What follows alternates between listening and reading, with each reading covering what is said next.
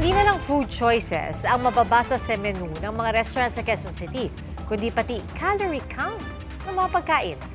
Saksi si Jamie Santos. Required na ang lahat ng restaurant sa Quezon City na ilagay sa menu ang calorie count ng ibinebenta nilang pagkain. Pinirmahan na ni Quezon City Mayor Joy Belmonte ang ipatutupad na calorie labeling policy sa lungsod.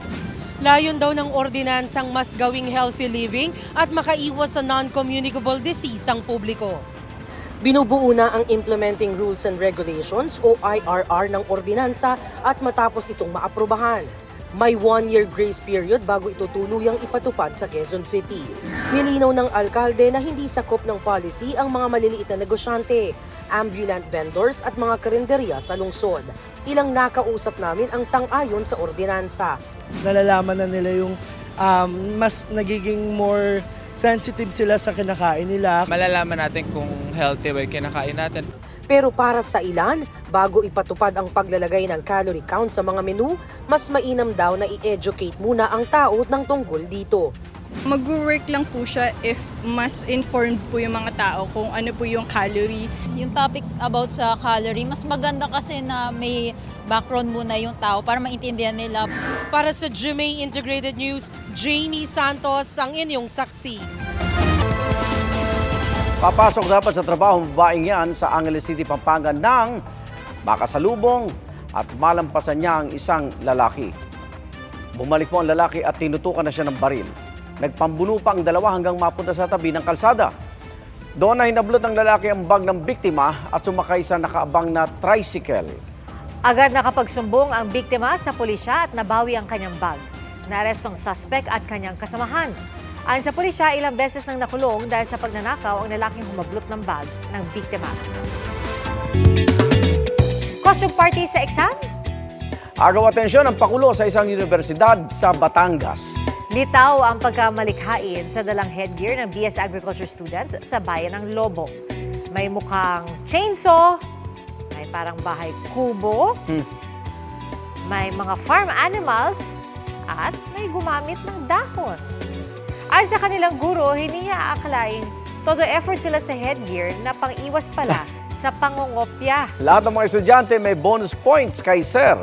Ginawa rin ng teacher ang paandar para makabawas sa stress at pressure sa mga estudyante habang nag-e-exam. Pero, pabaon niyang aral hanggang makatapos sila na sa exam at sa buhay. Hindi okay ang pandaraya.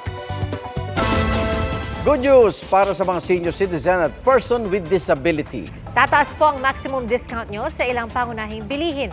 5% pa rin ang discount sa mga bilihin gaya ng isda, karne, bigas, asukal, mantika at harina.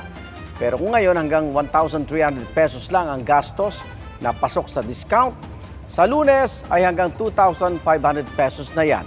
Kaya ang 65 pesos na special discount kada linggo, magiging 125 pesos na. May 5% discount din kada 5 buwan sa LPG. At pasok din ang mga binili online. Tayo ng DTI para magamit at hindi maabuso ang discount. Dapat magpakita ng mga valid ID at dokumento at bumili ng lagpas sa 4 na piraso ng iba't ibang item.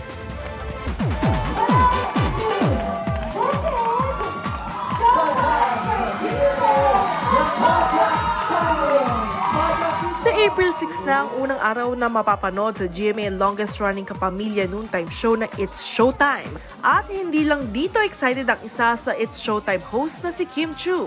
Looking forward daw siya makakolab ang ilang kapuso stars tulad ni Marian Rivera, Jenryn Mercado, Dennis Trillo, Ruru Madrid at Barbie Forteza. Now it's time to try new things, experience new things, and do something new. Mas bukas na nga raw si Kim sa different opportunities in her version 3.0 na Fiercer and Bolder. Willing naman ba siyang makatrabaho muli si Sian Lim matapos ang kanilang breakup? Okay lang naman mag-guest siya sa Showtime or mag-project. Hindi naman kami magkaaway. Feeling nostalgic naman sa muling pagtuntong sa Kapuso Network, sina Ogie Alcacid at Karil. I feel nostalgic, emotional, I think. Naluluha ako because of joy. It's an emotional journey. You can see the hand of God fixing everything, di ba? Hoping daw si Ogie na mag-reunite sila ng mga dating kasama sa Sunday musical variety show na SOP. Maganda magsama-sama kami for a great production number. We can relive the old SOP days. Ang original Alena naman sa Encantadia na si Karil. Excited para sa mga bagong sangre na gusto niya rin daw ma-meet. It would be really good to have a bonding day with them, di ba? Para we can also share with them how much Encantadia is a part of the lives of the people who grew up with us. I'm looking forward. I'm sure naman si Direk Mark will set up something. Para sa GMA Integrated News, Katatibayan ang inyong saksi. Salamat, Igan, sa inyong pagsaksi. Ako naman, Arnold Clavio. Ako po si Pia Arcangel para sa mas malaking misyon at sa mas malawak na paglilingkod sa bayan. Mula sa GMA Integrated News, ang News Authority ng Pilipino. Hanggang bukas, sama-sama tayong magiging Saksi!